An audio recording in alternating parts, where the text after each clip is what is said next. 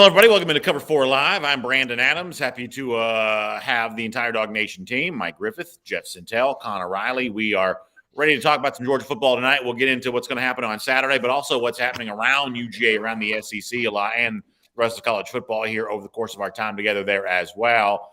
But for someone like me who's a little bit of an emotional sap, just to be completely honest with you, I'll always be that way. Senior day always just kind of, what is it people say, kind of gets me in the feels just a little bit. I'm always amazed by how quickly these tenures at Georgia come to a close.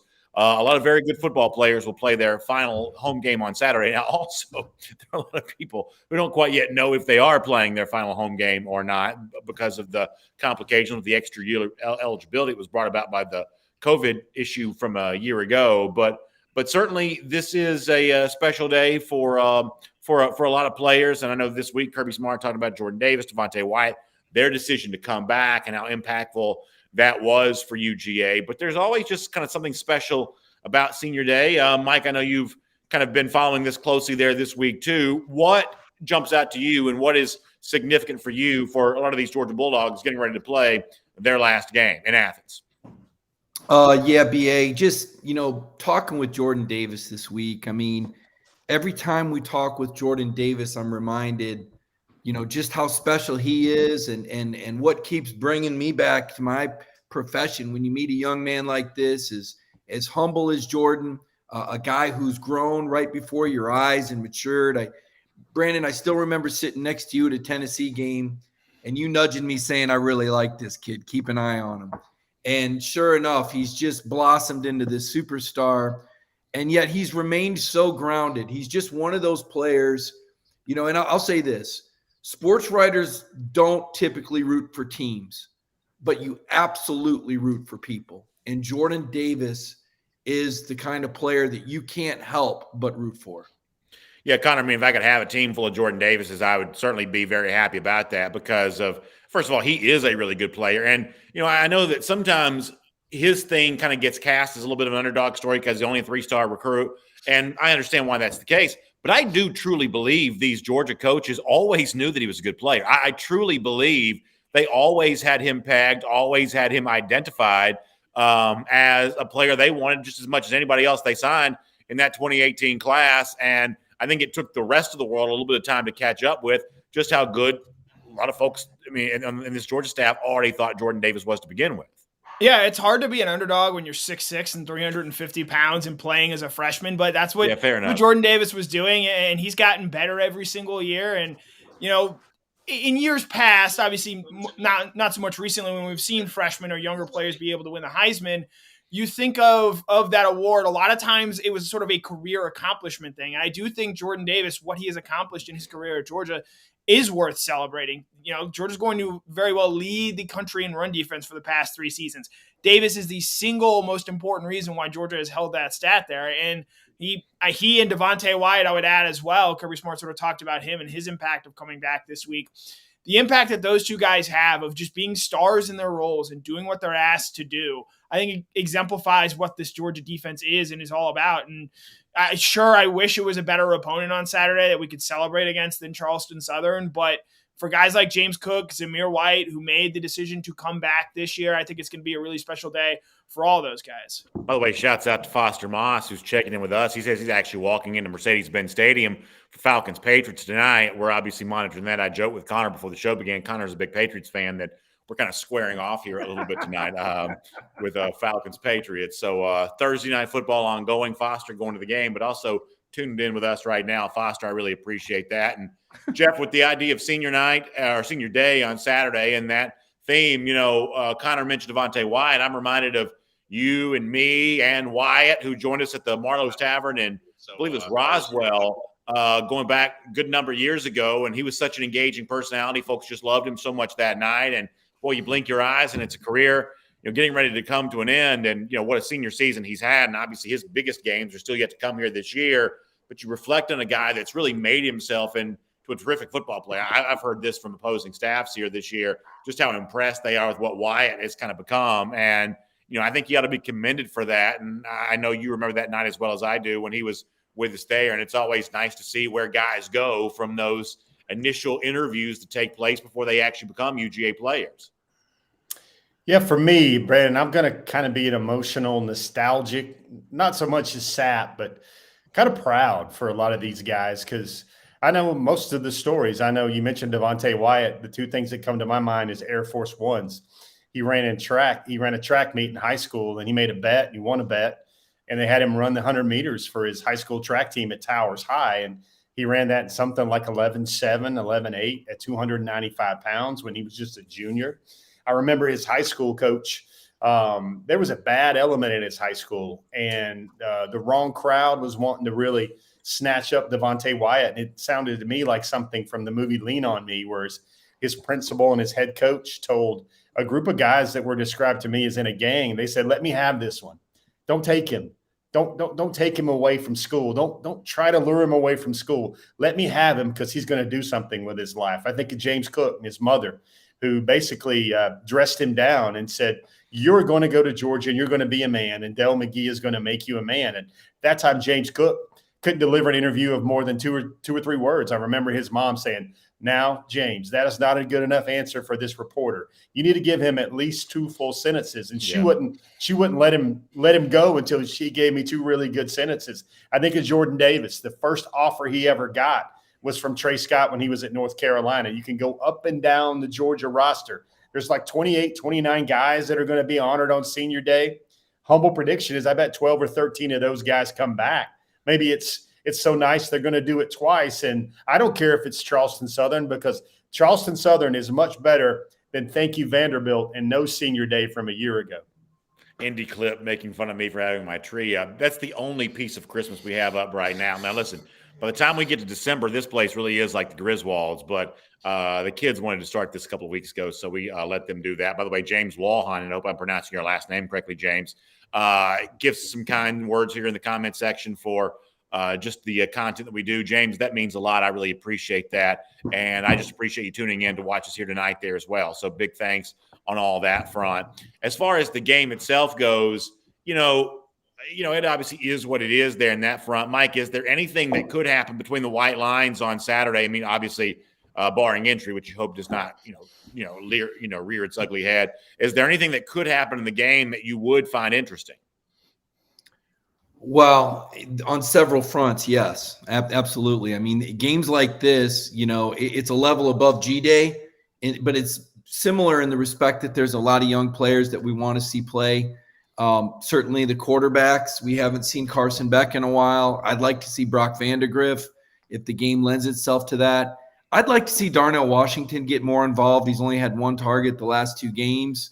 George Pickens is a guy we keep waiting for every week.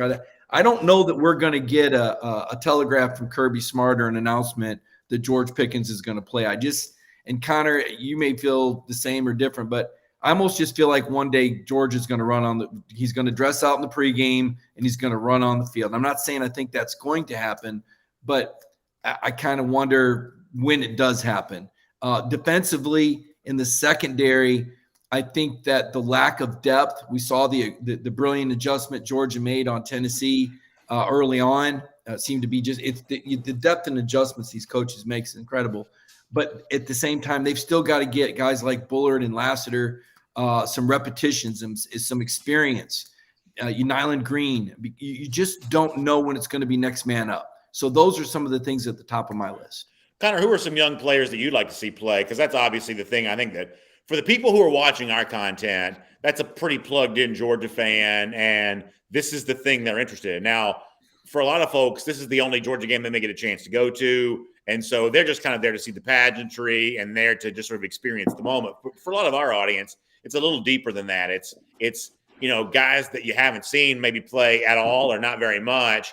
Who are some of those guys that you do think could be intriguing if they get a chance to really crack second half or whenever it occurs? Yeah, Mike touched on Brock Vandagriff there. That's certainly a name to watch. It sounds like because he's actually working scout team, it sounds like he's getting more reps than Carson Beck is at this point in time. And part of that, too, is the fact that Georgia's played a string of mobile quarterbacks, and Brock is a more mobile quarterback than Carson is. I think that's sort of the lead name on the offensive side.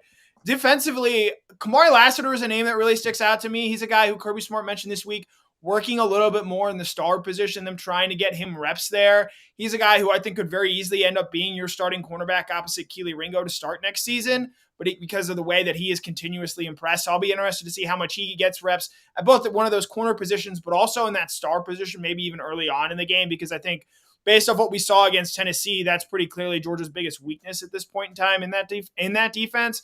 And then two guys in that front seven, and I guess I could throw Nazir Stackhouse in there as well, given we've seen him play well when asked to this season.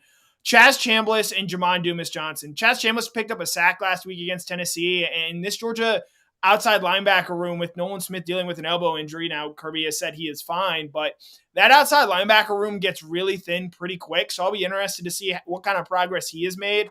And then Jamon Dumas Johnson, he's not going to play a whole lot this year, just given how great Quay Walker, Channing Tindall, and Nakobe Dean are. But every time that guy is on the field, he makes plays, and I think he's going to absolutely do that as a starter next year for Georgia. But I'd love to see him get some more opportunity and some more run in this game and see what he can do as he gets more and more reps under his belt. Baba Yaga checking us out on Twitch. I want to make sure I shouted that out. Nice to have the Twitch folks tuning in here tonight. I feel so hip and cool for even just saying that. I think, Jeff, Connor brings up some terrific names there. And obviously, Jamon Dumas Johnson, someone that I've heard a lot about. I think that he has just loads and loads of potential at UGA. I'm obviously not the only one that feels that way. Most people do. On the other side of that, though, I got to admit something, Jeff, and I think you and I have talked about this a little bit in the past, that I wasn't quite so sure that Chaz Chambliss was going to be an outside linebacker at Georgia. I didn't know if eventually he might gravitate more towards defensive end or something along those lines. Obviously, even as a high school player, was in unbelievable physical condition, very rocked up, even before he even arrived at Georgia. But you see him get the sack last week. You hear a little bit of buzz around him every now and then. I mean, he may be on his way to proving me wrong. And, some of those suspicions that I had of would he really stick at outside linebacker? Is he better suited to play somewhere else? What you saw last week with him getting the quarterback is maybe a reminder that, you know what? He may actually be an OLB in this program. Yeah, I like the Chaz story.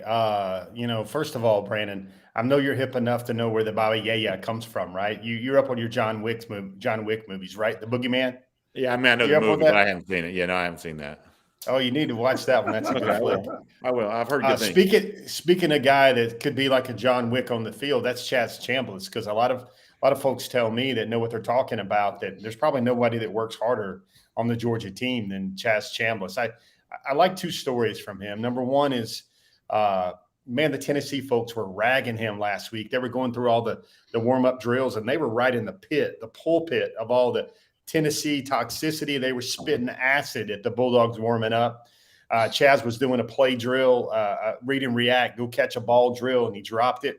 And those Vol fans let him have it. And he just kind of laughed. He kind of just went along with it, like, all right. And the other thing he does on the road when we get a chance to see him is he goes and finds a Nolan. When it's time to hit somebody, he gets down and they warm each other up during pre-practice. It's always fun watching Chaz. I think Connor got my bingo card a little bit about all the names. I like the Jamon Dumas Johnson pick there a lot. I think Lasseter right now is the most physical corner Georgia's got amongst those young guys. And I think that's the reason why he gets in there. Big picture wise, I'd probably say this is a game where we can see what Carson Beck could be at Georgia or will be at Georgia. If I had to think about a guy that I think might have the best stat line of the game, that might be a Carson Beck, or it also might be a Dejon Edwards. And I think that type of guy. I also want to see some of those young offensive linemen like Micah Morris, see how much he might play, see how much a guy like Cameron Kinney might play, one of those second, third team type guys, Chad Lindbergh. Guys, Georgia has so many players. I just rattled off a bunch of high school All-Americans. There's Dylan Fairchild in there, Micah Morris, Chad Lindbergh. I'm not even counting Broderick Jones or Marius Mims. Those are guys that are still waiting to catch the two deep on the offensive line. And I think this is a game where you're going to see a lot of those guys get the chance to perform. Can you play four quarterbacks in a game? I mean, I'm straining to even imagine when I've seen four quarterbacks play. Maybe it happens more frequently than I know, but most Georgia fans do hope to see four guys play on Saturday. Mike, is that even realistically possible? I think so. A lot of it has to do with I think how Stet starts out. I mean, Kirby's made it clear he wants to work with Stet game to game, improve him, maintain that continuity. I'd like to see Stetson play at least the first half, because again, I mean, this is a team that I'm calling this the preseason of the postseason. These next 2 games are the preseason for the postseason. And I want the starting quarterback to get at least half a game in. And then, you chop up the third and the fourth quarter, for your depth guys. I mean, I think they feel comfortable with what JT can do coming off the bench. I think, he's a clear-cut number 2. He gets a good amount of reps. As Connor said, Brock is getting more reps than Carson is just because of the nature of the scout team versus that 3 spot. And then we have to wonder, does Kirby throw the ball, with Carson and Brock and JT, or do you just hand off and get the game over with? Because if we're being honest about it, on the one hand, you want to see player development, but on the other, you really want to make sure that all your starters stay safe and you get out of this game without any more injuries, because they're very thin in the secondary. And really, with Kendall Milton not expected back till next week, I think you want to be very careful with James Cook as well. So let's just finish up with this, and anybody who wants it can take it. So Milton coming back, you hope. Blaylock was actually a little bit of a surprise, at least for me, to see him dressed out last week against Tennessee. Mike, I believe it was, to mention George Pickens a little earlier. Does anybody want to give me an outlook on injured players and who realistically is going to, suit up for the SEC championship game based on what the next couple of weeks are going to look like? Connor Riley, I'm looking at you. Yeah, I'll say Blaylock is out there. I think Blaylock has a chance to play this weekend. It depends if he's still battling the flu, but it sounds like there are no longer any physical ailments with Dom as far as that hamstring and that knee. And I think him traveling to Tennessee and dressing last week, I think was very telling there. Jamari Sawyer, we expect to be back. Nolan Smith and Devontae Wyatt, I would say, would both also be back. I know they left the game last week with injuries. Kendall Milton, I would pencil, but maybe not quite pen in yet. Kirby had said they were optimistically hoping to get him back for the Georgia Tech game, and SEC championship game being a week later, we'll see there.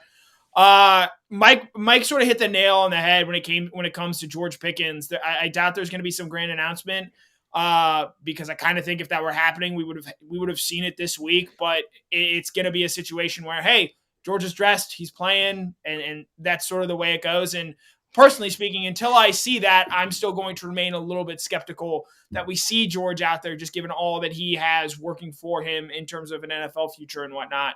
So I would say Blaylock, Milton, Sawyer. The only one that I'm still sort of interested in that we know is not out for the season is, in fact, George Pickens. Jeff, I'll give you the last word on this injury front here. Anything that you kind of expect to happen or curious about happening? Obviously, George has been waiting on some of these guys for quite some time, and boy, now would be a pretty good time to start getting some of them back. Yeah, I think some of them, the road to Atlanta, I think it needs to happen maybe next week against Georgia Tech. That's when I would watch for everybody to start wondering about Pickens, wondering about Milton, if it's going to happen in December. I think that would be a really good tune-up for both of those guys right there. I like Blaylock. I like that suggestion. He's looked like he probably could have went. I saw him last week on the field at Rocky Top before the Tennessee game, and he was working with the twos. Kind of didn't look like that old Dom yet. Still maybe a little bit gingerly coming in out of his breaks. But it is a progress point and an indicator. Everybody's got to remember who's the guy that could show up. Who's the next guy that could show up? Well, Dom went from out of the knee brace, shorts and warming up before the game, and now full dress before the game at Tennessee. I think he's ramping up to see what he can do. And if they get Dominic Blaylock back and he starts giving them good football down the stretch, offense gets a lot more potent. Let's turn our attention. Go ahead, Mike. I was going to say, so you think Pickens is going to take a swing at it against Georgia Tech, Jeff? Nice play. Don't be giving away those jokes for free, man. This is a cover 4, man. Don't be giving away. Save that material for your national TV spots, man. Let's turn our attention now to a story kind of outside the boundaries of Georgia football, but certainly makes you think about UGA a little bit as former Kirby Smart lieutenant, both on the same staff together with Nick Saban at one point in Alabama, and obviously defensive coordinator here at Georgia, Mel Tucker, has had great success at Michigan State and has Michigan State playing a big football game on Saturday against Ohio State. And he's also been rumored to be in the mix for other jobs as well, to the point where now I guess Michigan State's going to pony up to keep him. I even heard the story that I guess Michigan State's basketball team bussed to Indianapolis this week to play Butler because they were told to try to save some money where they could, leaving some to think, well, maybe that's because they're going to about to pay up big to keep Mel Tucker. But I guess the Detroit Free Press is reporting here it's a 10-year, $95 million contract, which even I can do that math. That puts Tucker at about $9.5 million a year, which is just an unseemly sum. I don't hate him for getting what he can go get paid. But when you think about Kirby Smart, who I believe makes a good bit less than that, if this is the money that the former Smart DC Mel Tucker's about to make, Mike, does this lead you to believe that Kirby Smart is underpaid as Georgia's head coach? Because he'll be well below this mark. Yeah, no doubt, and he'll sign a contract after this year, and $100 million in 10 years is to me the over under what you're looking at for Kirby Smart. He's going to be $100 million man. You've got to realize he hasn't extended his contract since 2018. Now, during that time, Georgia has been very aggressive with facilities. We've seen $180 million in facilities the last 6 years. Kirby's had a blank check to go out and hire assistant coaches, although it's worth noting 1 year he actually decreased the payroll after Tucker and Cheney left. So Kirby's been very responsible with the spending for his assistant coaches. I think Dan Lanning deserves every penny he's gotten. I don't think anybody could look sideways at what the Georgia coaching staff makes, especially when you consider we have 6% state income tax here, and a lot of the other states don't have any state income tax, Florida, Texas, Tennessee, namely. So I think Kirby's been very responsible with his staff. They have spent a lot on recruiting, but he has produced in recruiting. And the results they're hard to question, guys. Every year we're talking about Georgia in contention for the national championship. I think last year when they lost to Florida in that abomination of a game, the cascade of events like a plane crash, as I call it, took a million things to go wrong for that loss. That was the first time since the 2016 season that Georgia was going to play a regular season game outside of college football playoff contention. That is amazing. And I recognize that what Alabama's done is super, and, clap it up for Ohio State, whatever. But for Georgia to do this, to become this consistent annual national championship contender that can recruit coast to coast from Northern California and Kendall Milton to Southern California and JT Daniels, Brock Bowers, the unicorn from Cal. I mean, think about these special players that come from all over now to play at Georgia. Kirby has made Georgia a national program, not necessarily just a super regional program, in my opinion. Yeah, Connor, the whole contract thing is weird to me because, if Kirby Smart went into offices and said, Josh Brooks' office and said, hey, I want to make $10 million a year, I'm guessing they'd probably just let him have the money because obviously he's doing great at Georgia. So in one respect, I'm like, well, why doesn't he just do that then? Because who wouldn't want $3 more million if they could get it? But, I guess if this is where contracts are going, if a guy like Tucker's really about to get this amount of money to stay at Michigan State, then pretty soon that becomes the benchmark by which everybody else is compared to. And obviously at that point in time, Kirby Smart's going to be due for a big raise because certainly no one deserves to make more money than he's going to make. I guess I find this whole thing to be, I guess, a little bit weird in that, if coaches are going to make this kind of money, then you would think that Kirby Smart's going to probably make that kind of money there as well at some point. Yeah, interesting little math nugget here on Mel Tucker. If Georgia wins this weekend, which we all expect to happen, and Michigan State were to lose this weekend, which we all also expect to happen, do you know that Mel Tucker in his 2+ years at Michigan State will have the same number of wins there that Kirby Smart has at Georgia this season? Great for Mel Tucker for being able to get this first team all bag. Let me tell you something. If Mel Tucker's getting paid $9.5 million a year, the same number that Jimbo Fisher is getting at Texas A&M, right? Michigan State is just lighting their money on fire. But as far as transitioning this back to Kirby, Mike, Mel Tucker is not worth $9.5 million. Wait. Time out. He's not worth. Quick sidebar. I'm going to ask you a question. What is the better coaching job, and where is it easier to win, Texas A&M or Michigan State? Texas A&M. Well, if you want to compete, if you want to play, you got to pay. And if Mel Tucker is the ticket to be able to compete with Michigan, even though they have all these resources, and we'll see about Ohio State, to your point, Connor. If he goes out and gets railroaded by 34 points or 35 points, we'll see. But you got to understand it's like Auburn. Think about what it would take to get a coach in there that could win national championships at Auburn, what you'd have to pay. That's the example I'd give you. Now go. One of the things y'all both bringing up that I do have to say I have on my mind very heavily here is it is going to be, as the kids say, awk if if they go out and lose but 30 points on Saturday and they're 3-touchdown underdog as it is. How do you sign this guy to an unprecedented contract if he just gets it handed to him by Ohio State, which I do think is a possibility? I'd point out the contract has not been signed yet. And I think if you connect the dots here a little bit, you might see where that might have come from, this idea that there's going to be that kind of contract out there. I mean, as far as Kirby Smart, you think it's a little bit of an agent drop? Is that what you're saying? Yeah. I do think that. I think they're trying to pressure that into happening. And, Mel Tucker at $7 million, that's, or even $8 million, which is what Jim Harbaugh made before restructuring his deal last year. That's a little bit easier to stomach. $1.5 million is just a little too rich for my blood, like some fettuccine Alfredo for Ted Lasso. As far as Kirby Smart there, again, I'd like to see him win the championship before he really starts breaking the bank and getting into that Saban stratosphere of over 10 million, 11 million, 12 million. Just given that as sort of the expectation that we have had for him. I think Dabo comes in just under 10 and he gave some money back due to COVID. So as far as Kirby Smart's own contract, look, he's done everything great. He's pretty clearly going to get a raise from the 7.1 he's making right now. But as far as how high up he climbs, that depends on how Georgia finishes this season.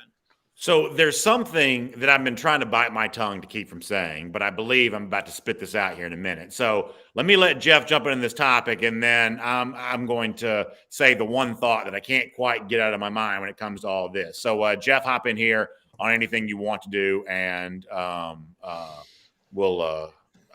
say what I need to say. BA, I'm going to let you simmer on that one for a little bit, get the mushroom cloud going.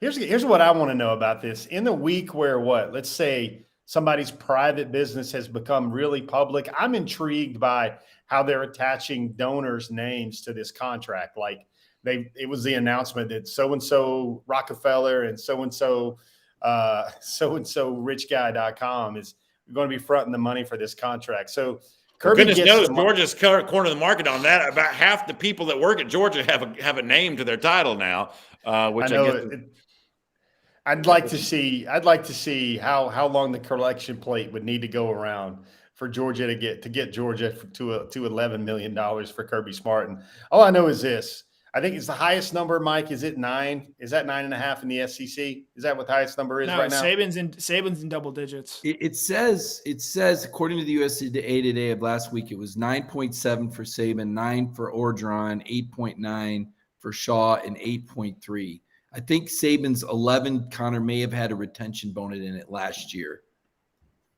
That makes sense. I would like to see a way that Jimmy Sexton doesn't have more and more Christmas presents under the tree with this negotiation, but it is not possible. I think, Sexton Moss, when Jimmy Sexton seems to get richer and richer, will continue. I think the number for Kirby probably needs to be a respect number. If he wins it all and brings home that natty, I think the number probably needs to be somewhere around 10. Here's the thing 10.75. Here's the thing that I am trying to bite my tongue to keep from saying, because it's just going to sound like I'm stirring the pot, and I guess in a way I am, but I don't mean to do it intentionally. The way that you get big money in college football is flirting with taking another job. Like, I'm of the belief that Kirby Smart probably coaches Georgia for another 20 years. That's my expectation.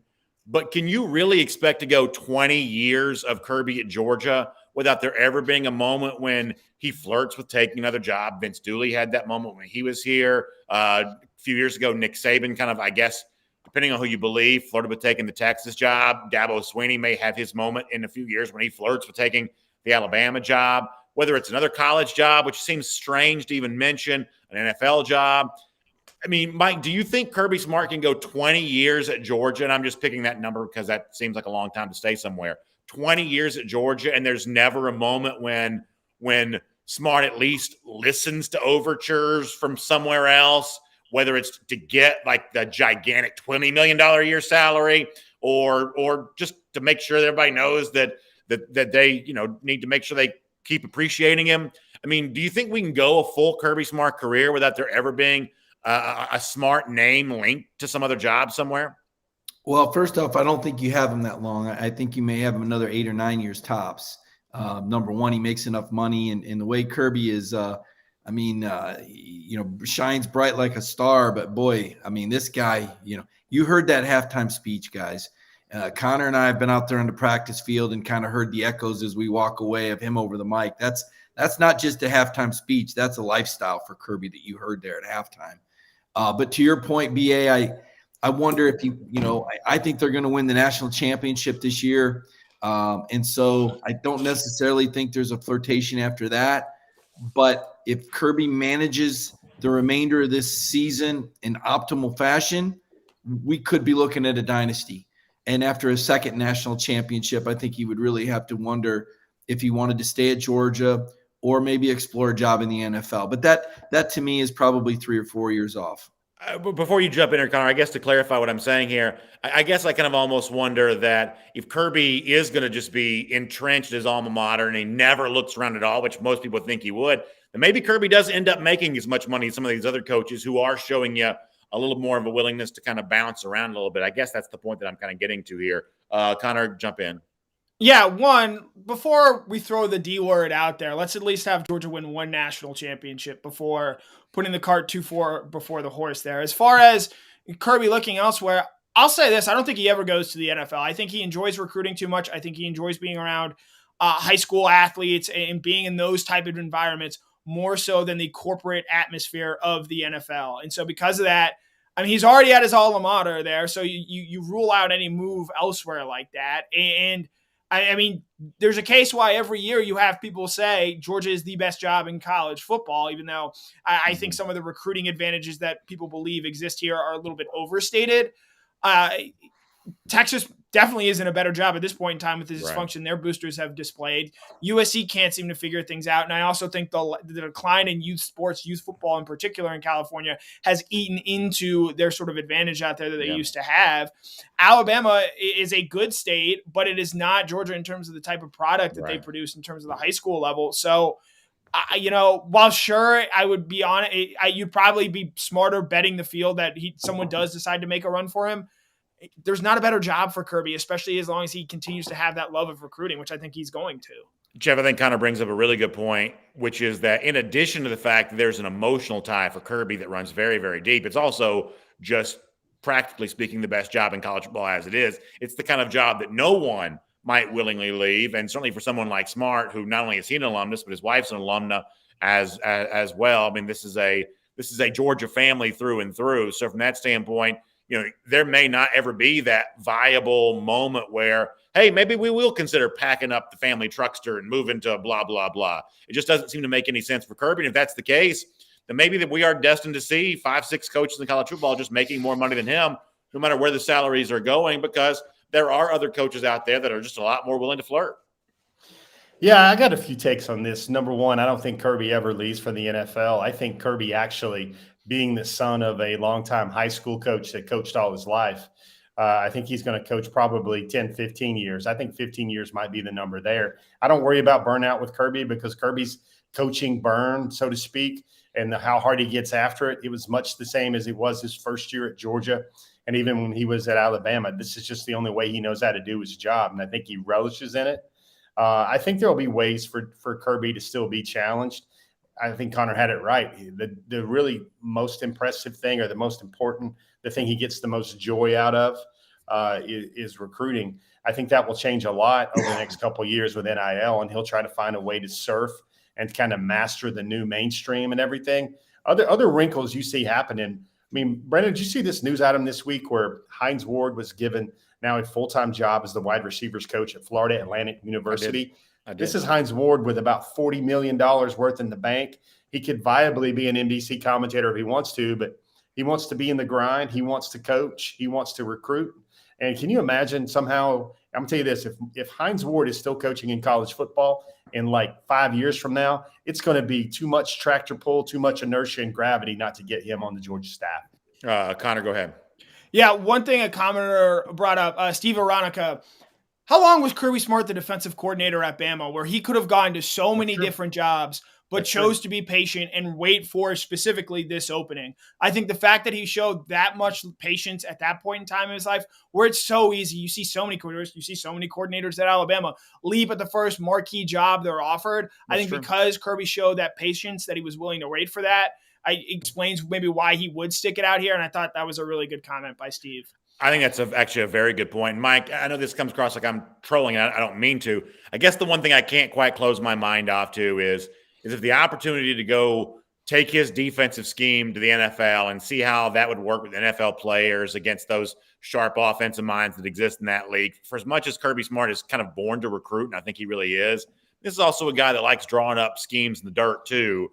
And I can't say there's a 0% chance he'd ever try the NFL. I think if there was ever a guy that was built to coach college football, it's Kirby Smart. I mean, he just seems like that's just in his DNA.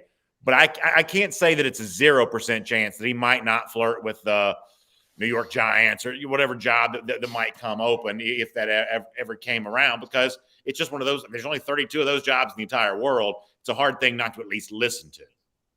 Yeah, and when you hear Kirby talk about, his philosophy and, his strive for success, he's a guy that says, the day that he's not getting better, is the day he needs to do something different. And that's why I was mentioning the dynasty, Connor, that's what it would take, in my opinion, for Kirby to move on. More than one national championship. I think he would need to win at least 2. And then it would be more of a matter of, hey, I've climbed the mountain. What's next out there for me? I think about, one of my favorite coaches is Pete Carroll. And I think because of his journey, Pete Carroll was a failed NFL coach many times over. And Connor probably knows that better than anyone. He was in New England for a little while. That might have been before Connor was born. I can't remember. But he, what he did at USC, right? I mean, he was on top of the world at USC. And now he's in the NFL. And you think about Urban Meyer, a guy who had a lot of success in the college. You think about Nick Saban, frankly. Nick went to the NFL after his national championship at LSU. It just strikes me as something that, that desire for greatness. I mean, I'm one of the people I've heard BA call games on Friday nights. He's wonderful at hosting shows, but he's also a great play-by-play guy. I think everyone wants to try to evolve and maximize their skills. One of the great things about our job, guys, is we don't just write. We get to do video, Centel's, Cracker Jack photographer. We all get to do a lot of different things. But at that level, Kirby can't moonlight as an NFL coach and a college coach. So I guess that's why I think that there could be an evolution to that one day if he feels like that he has climbed the top of the mountain in college. Let's change the subject here for a moment. It's Cover 4 Live. Mike Griffith, Connor Riley, Jeff Centel. I'm Brandon Adams. It's kind of funny. Like, Georgia is just like sailing right along. There's very little going on. Georgia's kind of just methodically, eviscerating opponents, getting ready for the SEC championship.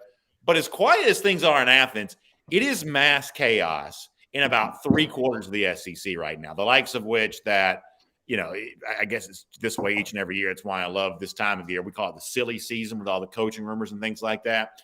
Let me see if I can give you all these. So Lincoln Riley this week was asked about the LSU job.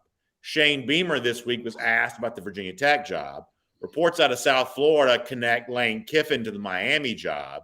Jimbo Fisher gave an emphatic denial for about the 3rd time this season about the LSU job.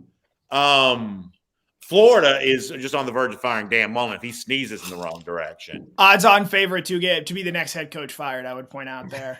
Yeah, I think that's probably the case. I mean, just stop and bask in like the soap opera drama we have in a good number of SEC destinations here. And Connor, since you spoke up, I'll begin with you. You got a bold prediction about anybody who's getting a job or anybody who's losing a job? You got anything that you feel confident that's going to happen with all this? I don't know if it's a bold prediction, but it's something out there that has just really rubbed me the wrong way. And so I'm going to go to town on this. The Lincoln Riley to LSU, I don't even want to, give rumors the right word here. Lincoln Riley could go be coaching in the NFL. He'd go get a blank check from Jerry Jones to be the head coach of the Dallas Cowboys if he wanted to. Lincoln Riley to LSU is not going to happen. I see people, I've seen our commenters mention that. Consider the source of where that information came from. I know it's hard, but there's so much information out there and where you're hearing it from. Literacy online is important, and I feel like I'm giving a TED Talk right now. But Lincoln Riley to LSU at this stage, it's not happening. It is ridiculous. The fact that that number was thrown out there is just purely grasping for straws. Lincoln Riley would not make the move to LSU, given that he has had the opportunity to move to the college game to the NFL game in recent seasons. So it's not so much a bold prediction. I think he's still the odds-on favorite to be the head coach at Oklahoma, but there is a 0% chance that Lincoln Riley is going to take the LSU job. So I talked about this today. I feel like a fairly significant portion of my life is noticing what college football fans are hysterical about and then trying to trace it back to patient zero. About half the time I'm like, is this really the start of this? Like the other day, Tom Luganbill's like, wouldn't surprise me if Lincoln Riley took the LSU job. That got aggregated and turned into news. Oklahoma fans came after Luganbill on that. He eventually's like, I was just giving my opinion. And all of a sudden, people started running with it. Like ESPN analyst says Lincoln Riley's going to get the LSU job. And, that's just kind of the way it goes. I know there was the flight tracker thing, too, where a plane supposedly left Norman with Baton Rouge. Who knows what all that's about? I kind of don't. First of all, I don't think Lincoln Riley's got the stones to go to LSU. I mean, this is a guy that can be there at Norman, Oklahoma. You can play offense. You can kind of ignore defense. You can beat up on the Big 12 teams. The pressure cooker that exists at LSU, where the last 3 coaches that have been there have won national championships, but the last guy won a national championship like 5 minutes ago, and they've already fired him. You think Lincoln Riley's going to walk through that door and take that job there in that situation? Lincoln Riley, I don't think he's got enough bass in his voice to take a job there like that. He needs to stay right where he is, and eventually, of course, Oklahoma's going to be in the SEC. But LSU is in the SEC, if you know what I'm talking about. I don't quite think Lincoln Riley's cut out for that kind of life necessarily. Jeff, how about for you? All this coaching stuff that's going on, you got a bold prediction or thought about how it might play out? Yeah, funny. I guess so. You basically want to say that Lincoln Riley doesn't have enough chest to coach at LSU. Yeah, to go back with the great line from Les Miles from years ago. That's a nice point. I don't know. The crazy, zany, silly season thing for me, I would imagine that more likely than not, even with a natty, that I think Georgia retains both coordinators, because I don't know if the right jobs are opening up for a Lanning to jump. Now, I still believe that Lanning has a pretty strong example from Kirby Smart about waiting for the right one and waiting for the big one. You saw the interest in Lanning a little bit last year. A little bit. And folks got to remember, this guy's probably, 35, something like that. I think that's what he is. He's 35. Actually, I think he might actually be 34. Yeah. I mean, I think he's still fast tracking it a lot with his career. And, the other thing is, like, you got to remember this, folks. You're going to have to put together a staff to get a really elite job. And, is it a Monken guy that can put together a staff? Maybe. Is it a Lanning that can put together a really elite staff? You got to remember this. There's a lot of players that are funneling in and out in Georgia all the time. And some of these guys are really competitive dudes, and they really like to win. I know Dan Lanning has a young family. That's probably another consideration about rooting up posterity and rooting up harmony just to go chase a bigger check. I mean, if Kirby's going to end up with $11 million in a contract, and that's side road. It's a great occupation to have, where whatever Kirby does, he can go from 7 to 9 to 11, and then if he wins a couple of other natties or whatever, he can go to 14. They just throw that deal away and they just rework it. It's funny how if Freddie Freeman signs for 6 years, he's going to be making $32 million in his 6th year. But if Kirby signs something right now for 10.5, 10.75 per, well, if he elevates his profession above that, then he can go get some more money. Just an interesting take on all that. I got one more thought on this particular subject, broadly speaking. But before that, Mike, squeeze in here and jump in on this topic. Anything you expect to happen, whether it be Mullen getting fired or somebody getting hired at a particular place, or someone like Beamer leaving? You got anything that you think is going to happen? Yeah, I think Lane Kiffin's going to leave Ole Miss. I think this will be Matt Corral's final home game, even though he's an underclassman. I think Lane realizes he's hot right now. He's got an 8-win season at Ole Miss, maybe a 10-win season. And you got to cash in when you have these opportunities, guys. When you have seasons like this, and Miami, a potential destination. I've talked to people in Florida, and I don't know that Dan Mullen's going to be fired. I think this Missouri game is very dangerous. I think we talked about that earlier this week. Part of the issue for Florida is, who would they hire? Like, I know what you were saying a moment ago, Jeff, about maybe there's not a good fit for Dan Lanning, and I thought about Virginia Tech myself. But if you look at the pool of head coaching candidates out there, it runs dry pretty quickly. When you look, Lane Kiffin, but there's going to be some schools that are going to have problems with some of the incidents of his personal background, much like I'd say Hugh Freeze Light. Not quite that dramatic, but in the same vein. Could some of those Gators Would they be willing to swallow a little pride to hire a Lane Kiffin? Think about, the pizzazz that he brings. And think about a Kirby Smart Lane Kiffin rivalry. We kind of already see one with Lane Kiffin picking against George on game day, which, by the way, he deleted his tweet. Goodness gracious. So I think Kiffin goes somewhere. Maybe he's in play at LSU. I don't know. I like Aranda as a possibility. I think Dave Aranda is a great coach. Really enjoyed visiting him a couple years ago when he revealed the Pickens plan. One of my favorite stories as a Georgia beat writer was getting Dave Aranda one-on-one for about 10 minutes and him revealing that there were 5 different coverage packages that they did not break out until the second half, specifically for George Pickens. That's how good this guy is. And to have Dave Aranda hold court with me on that it's nice when coaches will talk X's and O's because you guys know how rare it is. So Pat Narduzzi is a guy who could cash in on a huge year with Kenny Pickett.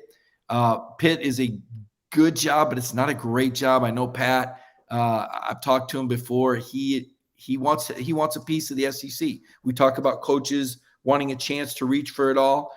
Pat sees the SEC as the major leagues. It is the major leagues of college football. So those are some of the names I kick around. And Lanning, I'm 50-50 because I'm a big, again, I've told you this before, don't necessarily root for teams, but root for people. I'm a big Dan Lanning guy. I like what he's about. I like the energy. I like the way he represents Kirby. The things Kirby said about him impresses me because you guys know Kirby doesn't throw a whole lot of bouquets. But when Kirby said that Lanning did some things outside the box, if he's doing things that Kirby Smart hasn't seen, he's pretty special. I'd like to see him at Virginia Tech. So those are some of the names, BA, that I think about. Thank you, Mike. Connor, what do you think? I saw your hand up a minute ago. Yeah, so one, to Mike's point about Dave Aranda, whoever hires Dave Aranda is going to win this coaching carousel cycle. And I know his resume is a little similar to Mel Tucker's. I just believe that guy is an absolute star. And Mel Tucker as well. I think he's a very, very good coach. Just $9 million might be a little rich for my blood. 2, BA, can I give you a Florida coaching name that I think you're going to laugh, but I actually think makes a lot of sense? Okay, please do. Dan Quinn. Oh, that's interesting. Former Florida defensive coordinator, has spent time in before. both college and the pros, was regarded as a very good recruiter on Will Muschamp's staff, by the way.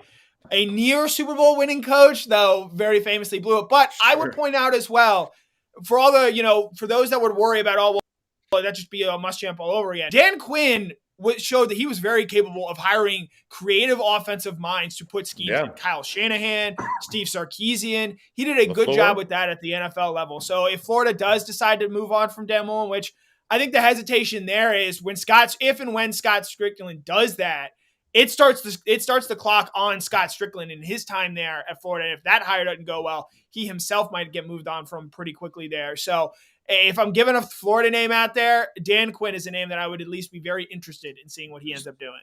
So 1,000 gold stars for a very clever name to mention there. I almost wonder if that's too outside the box for a Florida program that really needs to make sure they get that next one right. And there's a lot of reasons to be suspicious of Quinn there and that. But in terms of a conversation starter, that's good stuff. You should definitely blog about that because that's a very, very strong conversation starter name. Like, here's my quick take on Kiffin. Listen, I'm going to give Kiffin all the credit in the world.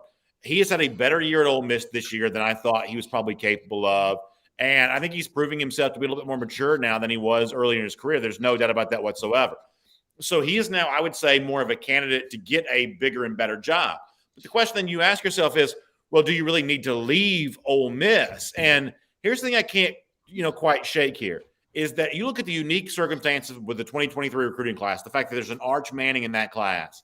And, Manning's uncle was a good player at Ole Miss. Manning's grandfather was the greatest player in program history. There's a lot of connection between the Mannings and Ole Miss. But right now, it certainly seems like Arch Manning, at least if I'm reading the tea leaves correctly, is actually trending away from Ole Miss. That it doesn't seem like right now, even though they painted Manning in the end zone for the game that he visited here this season. Obviously, they retired Eli's number that day. But it doesn't seem like right now Ole Miss is among the favorites to land Arch Manning services. And so here's the thing I'm left with, and Jeff, since this is kind of recruiting based, I'll give you a chance to respond to this, that if you can't win with the one elite five-star quarterback that's the most likely to ever go to Ole Miss, there's never going to be a five-star quarterback more likely to go to Ole Miss than Arch Manning would be. But if you can't, be one of the 3 hats on the table for that finale or have a chance to win that, then that to me would be writing on the wall that if you want to be a big-time coach, you've got to go somewhere else besides Ole Miss to be able to do it. So maybe, as Mike said, maybe the getting is good for Kiffin right now to get that bigger job. I don't think Miami's that. I think that Miami's become a little bit of a weird program. I'm not quite so sure that would be a destination job for me. But if you do have a chance just to have some bigger recruiting infrastructure, maybe it is time to leave Ole Miss, because if you can't win with Arch Manning when he's such a deep legacy, then you're just going to always be playing second fiddle to top players.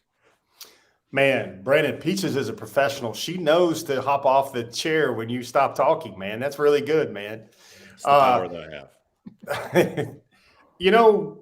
I never really thought Ole Miss was a major player anyway for Arch Manning. It's just seems like he's had his list of names, and there was the Alabamas, the Texases, the Georgias, the Clemsons of the world. It's just kind of where do we think the Manning brand resides right now? It's kind of like when you mentioned Miami. Miami feels like a fossil. You got Ed Reed recruiting guys down in the 305 to South Florida to come play for the U, and that's not working out. I just think it's a broken program. You can't recruit there. The fan base is disjointed. You got to drive 30 miles from the stadium to get to a game. There's no really outdoor tailgating environment there. It's really not a campus feel.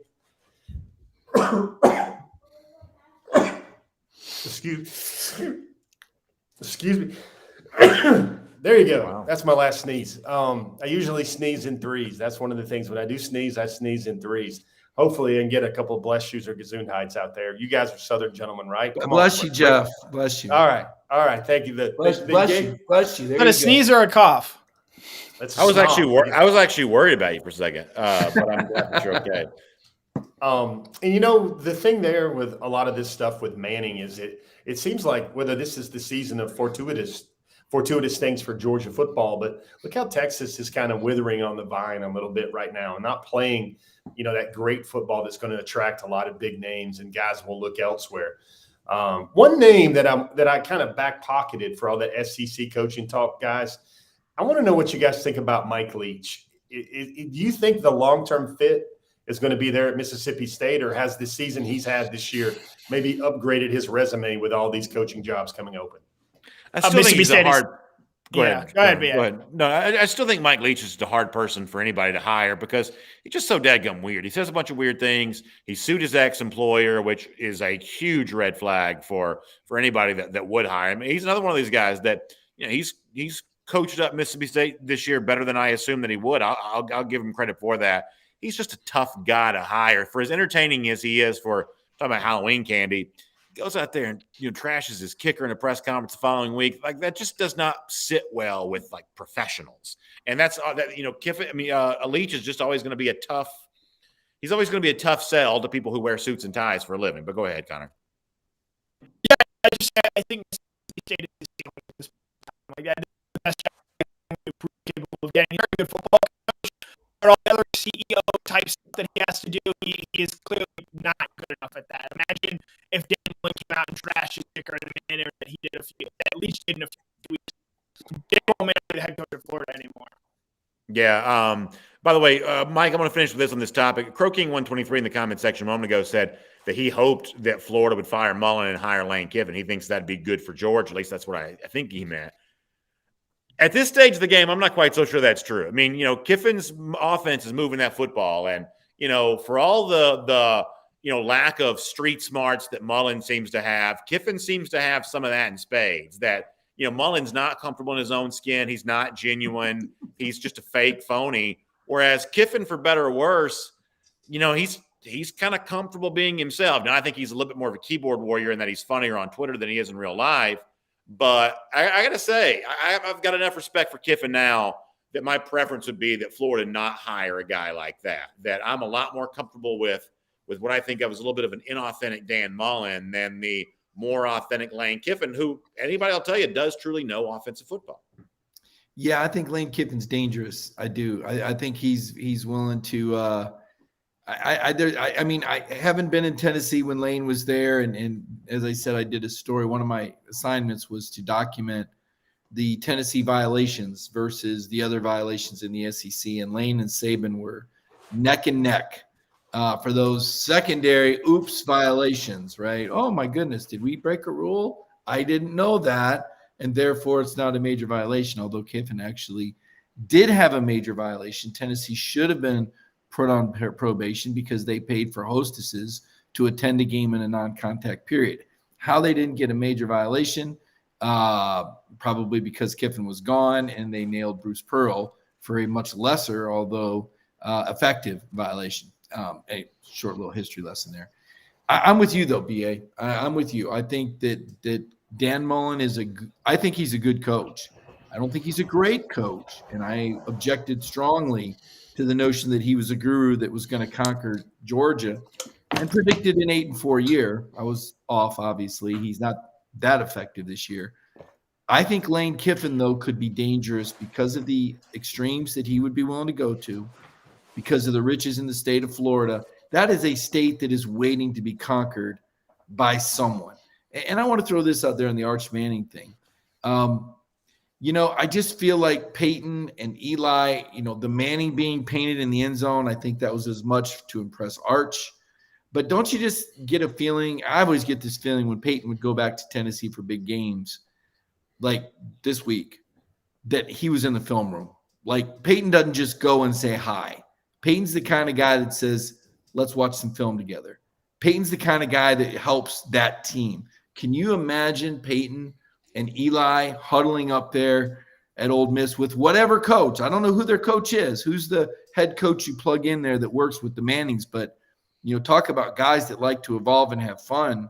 They're so incredibly entertaining on Monday night, but you just get the feeling that these guys can do whatever they want.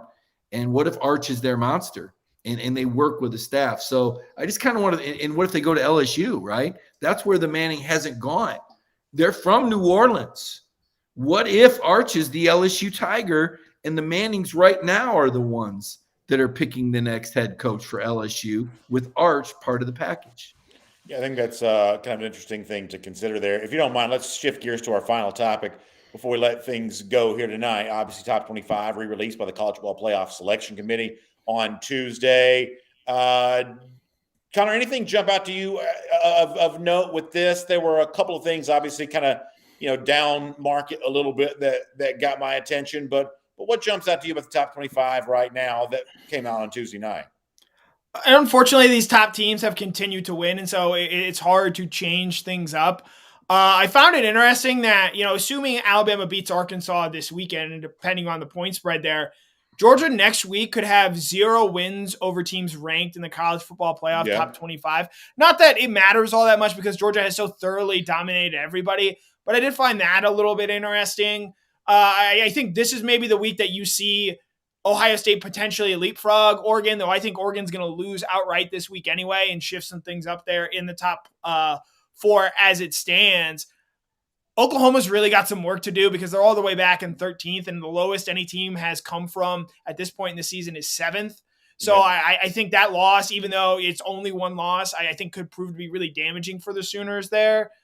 And I still think Michigan is a team to watch out for. And while they're all caught up in the Michigan State, Michigan thing, I think even Mike would admit Michigan, obviously they didn't deserve to win, but they played really well in that game. And I think you could say outplayed Michigan State. But one of the beauties of football is that the best team does not always win. And so I think if they're able to beat Ohio State a week from now, beat a pretty good Wisconsin team now in the Big Ten title game, I think they're maybe the team that, Cincinnati's not happening. It's just not. Unless all these teams lose multiple times, I just don't think Cincinnati is happening. And we've seen time and time again the evidence there to support that. I think Michigan is maybe the team lurking just outside that maybe makes a run at this playoff. Yeah, I think you're right about that, Connor. I think that Michigan is still very much part of this discussion right now. And Jeff, to Connor's point about Oklahoma, I told you all last week that there's something kind of going on with Oklahoma, and that this committee just seems to have some issues with the Sooners. And I thought it was interesting that when Wake Forest lost to North Carolina a couple of weeks ago, Wake Forest only dropped 3 spots for doing so.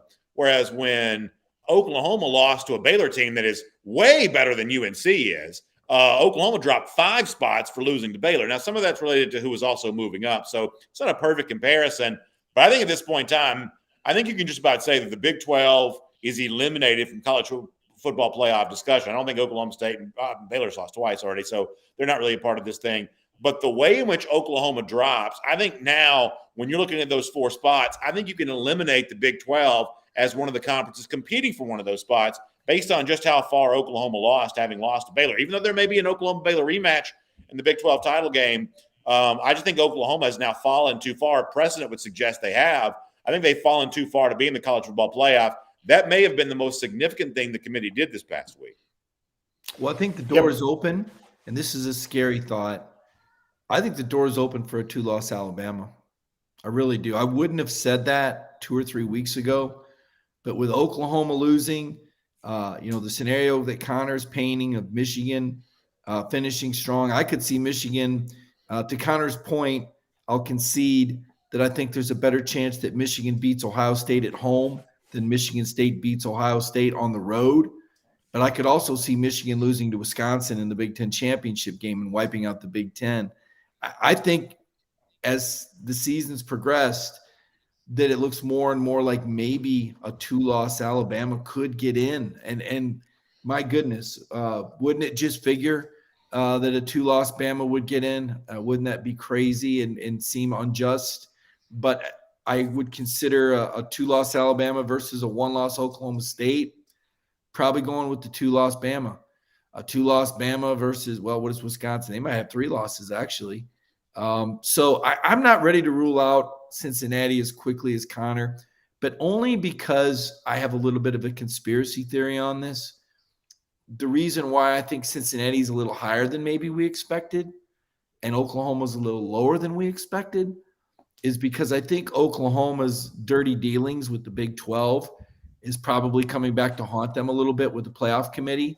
And the fact that Cincinnati is on board to be a Power 5 team in the next few years probably helps them. I think these are things that people think about. I think the thing that helps Cincinnati the most, also they beat Notre Dame because Notre Dame continues to play pretty good football. And the fact that Notre Dame is on the outside of kind of being playoff contention, I think that keeps Cincinnati alive. And I don't believe Cincinnati is going to make it. I've said that emphatically the entire time. But I do believe these Bearcats are getting more consideration than any Group of 5 team ever has gotten. Ultimately, I think they're still going to be left at the altar, but they are, getting more consideration here. EA, do you take a 1-loss Notre Dame over a 2-loss Bama? No, I don't. I think Alabama's the second best team in the country right now. Now, listen, selfishly, it'd be nice not to have to see Georgia have to beat them twice. There's a sense of frustration there. But if I want to take this Georgia hat off, and if I did, my hair would be messed up. But if I take my Georgia hat off and I try to do this from the perspective of what really is the 4 best teams, there's no doubt that Georgia's the best team in the country. There's no doubt that Alabama's the second best team in the country. So Joey Galloway said this on TV on Tuesday night. If number 2 plays number 1, the game is close. How much do you really downgrade number 2 for that? And if you talk about logistics here, if the Big 12 is eliminated, if there's a distaste for Cincinnati, if Oregon has had trouble kind of winning these games down the stretch, one of the problems you run into is Alabama might make it in because other would-be playoff contenders kind of just disqualify themselves. And that's the other thing here. It's not just Bama earning its way in by beating Arkansas, Auburn, and then playing it close with Georgia. It's also the fact that you got to have 4 teams somewhere, and Alabama might just be the lone team left standing. Connor, I'll give you the last word on this. Yeah, so I understand the idea of a 2-loss Alabama, but would we then see Alabama and Georgia in an immediate rematch in the college football playoff? Because they're almost certainly going to be the number 4 seed. But let's say the game was like 2018 Redux, except it was the opposite outcome. Let's say that Georgia won 35-28. I don't think you have to put Bama at 4 for losing by 1 touchdown, given the fact that Georgia hasn't played a 1-score game since the season opener. If you wanted to finagle it so they're not playing in the national semifinal, if you wanted to finagle it so they didn't rematch the national title game, I think a 35-28 score or something along those lines, I think gives you a chance to do that. Frankly, if the margin for victory for Georgia is higher than that, that's the thing that I do think would knock Alabama out of the playoff. But if it's a close game, I think you can justify keeping them at, maybe not keep them at 2, but you could drop them down to 3. And I don't think you'd have much need to apologize for that. Do you not agree with that? I just think the committee knows if they put if they put this Alabama team, which has not been as dominant as other Alabama teams out there, and has just, in my opinion, has just as many question marks as an Ohio State, as an Oregon does. I think the committee is starting to get sensitive to some of the ideas that are out there about it. And if they do that, they only further open themselves up to criticism. And I don't think they're going to have the stomach for that. So, Jeff, I told Connor he'd get the last word. I'm going to give you the last word on this. Here's my feeling here, is that I can kind of tolerate Bama making the playoff as a two-loss team. I'm sort of on guard for that happening. But the one thing I can't really tolerate is this. The idea that Georgia would beat them, knock them down to the 4 seed, and Georgia would then essentially be punished and have to go bait them again the very next game.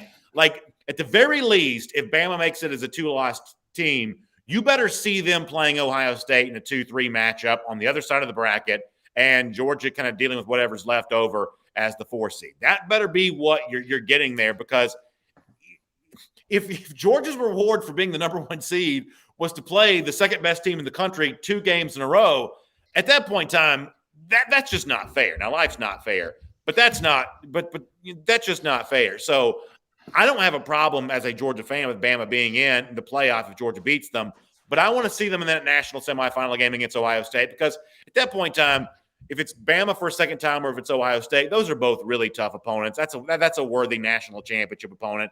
At that point, it wouldn't really matter to me which team it was, but I don't think Georgia should have to play them again right away in a national semifinal. That'd be beyond the pale. So, Brandon, you got my mind thinking, my left brain here thinking, and you said the words fair or unfair. Well, this is college football, and any chance that Alabama gets to be the last dance partner, they're going to get that. They're going to get that invitation. Think about this for me, and I blame you guys for all stirring this up in my head. This is chaos theory, folks. Let me frame this. This is chaos theory, and perhaps the fact that this Georgia season has been a little bit too perfect. And sometimes these Georgia fans that we cover and we talk to are worried for when's Lucy going to pull the football away. Georgia beats Alabama. Let's say Georgia beats Alabama by double digits handily in the SEC championship game. Alabama still makes it in because of the withering of teams like Ohio State, Oklahoma, Michigan State, what have you. And then Georgia faces Alabama again in the Natty, in the national championship game. And let's say that's a squeaker. And just for argument's sake, what if Alabama, a 2-loss Alabama who has already beaten Georgia, beats Georgia by a squeaker in the national championship game? Now, I know the playoff, and that's the final game. That's the penultimate game. But, man, that's really going to stink to high heaven if that sort of thing happens in major college football. Yeah, I just sort of think if Bama loses by more than 1 score to Georgia, I do think at that point in time, I don't care what happens the rest of it. It's just hard to include him in the playoff. I mean, last year they did this with Notre Dame, and the playoff ratings were terrible. I know they're not supposed to be thinking about TV ratings, but they had 4 big-time programs in the playoff a year ago, and the ratings stunk to high heavens. And I can't be so sure that gifting Notre Dame in the playoff wasn't a reason for part of that. Anybody got a final thought here? We'll take 1 or 2 comments. We'll get ready to go. Anybody got a final thought on this topic at all? We're down by 2 passes, touchdowns. All right, good to know. Dynamite drop in, gentlemen. Crow King 123. You keep giving Jeff the last word on the subject. I thought you gave multiple people the last word. I thought that'd be the last word. Just making sure. Rick Wallace says I hate Bama, not because of Saban, but he does not like Alabama fans. So Rick Wallace weighing in on that. Somebody said the 2-loss Bama would have to be an SEC champ to make it, which obviously would create a crazy scenario the next couple of weeks. If Bama were to lose one of these 2 games, but still find a way to win the SEC, that's pretty crazy. And I still believe there's at least some chance we get 2 Big Ten, 2 SEC teams in the playoff. I haven't quite given up on that as of yet, although that's a little bit of a difficult needle to thread. I'll certainly admit that. DW says poetic justice would be Ohio State playing Oregon in the playoffs. It would be interesting if there was a rematch between these 2 teams, obviously played in September. I mean, I think Ohio State's a different team than it was then. Mike, I also think Ohio State's just proving more week to week than Oregon is right now. I mean, I think head-to-head matters, but I think head-to-head only matters to a point. Yeah, I mean, I hear what you're saying, but I think it matters enough right now that if Oregon can run the table, that they should get the nod over the Ohio State. I mean, not only did they play in their stadium across the country, they kicked off at noon, which was a 9 a.m. Pacific game, which is just ridiculous that Fox would do that. It's almost like loaded dice to me. And yet Oregon won anyway. Just like I think Cincinnati needs to make it ahead of Notre Dame. The head-to-head stuff bothers me a little bit. I do think that what's really happening in the Michigan State positioning isn't really for the playoff. I think it's more really about the New Year's Six Bowls. They've done this to Michigan State before. When Michigan State's beat Michigan, they've left them out of the New Year's Six because Michigan is a more popular and attractive TV draw, because guys like Connor just assume they're better every year and never want to give the Spartans any credit. But we're used to it, Connor. It's all right. It's part of being a Spartan. We got that little brother syndrome you got up there. The little brother syndrome. It really is. So Connor, I'll give you go ahead, Mike. Yeah, well, I would just conclude with that I think if Oregon runs the table there. So last word for the whole show. I don't think Oregon and Ohio State is going to be a comparison, because the Big Ten champion is going to get in the playoff, and that's Ohio State. They're going to roller skate into the playoff. But if Oregon keeps winning, I think that ends the debate for them there as well. That where they're ranked right now, I think there's an appetite for the Pac-12 in the playoff. Oregon's a little bit of as much of a West Coast team can be, kind of a name brand. Oregon's got a little bit of that. I think that Oregon can eliminate a lot of playoff debate all the way around by just continuing to win, correct?